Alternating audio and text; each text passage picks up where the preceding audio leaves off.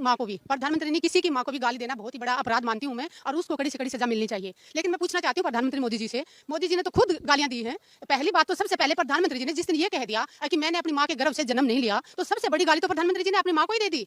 मैं पूछना चाह रही हूँ, माँ बनने के लिए माँ को कितनी तकलीफों से गुजरना पड़ता है। 9 महीने जिस माँ ने इनको गर्भ में रखा, पेट में रखा, कितने सारे त्याग करती है माँ। माँ के पेट में जब बेबी बच्चा होता है तो वो कितने अपने सुख चैन त्याग देती है। जो चीज बच्चे के लिए सही नहीं वो खाना त्याग देती है, अपने आयशो आराम त्याग देती है। उसके बाद 1 मिनट लगी प्रधानमंत्री जी को ये कहते हुए कि मैं मेरी माँ के गर्भ से पैदा नहीं हुआ। तो सबसे बड़ी गाली तो माँ को वही होगी जिस माँ ने उनको जन्म दिया, पाला पोसा, उसी माँ को ये अपमान कर रहे हैं। और दूसरा मैं कहना चाहूंगी कि दूसरी पार्टियों की महिलाओं के लिए कभी बोलते हैं कि ये विदेशी अमेरिका वो विदेशी गाय है, कभी बोलते हैं कि कांग्रेस की विधवा है। क्या वो औरत किसी की माँ नहीं थी?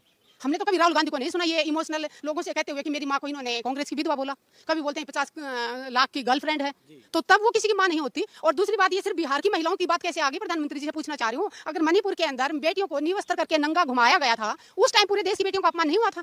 वहां पे बीजेपी सरकार थी, तब प्रधानमंत्री जी कहाँ गए हुए थे? तब क्या प्रधानमंत्री जी को मणिपुर की न्यूज दिखाई नहीं जाती?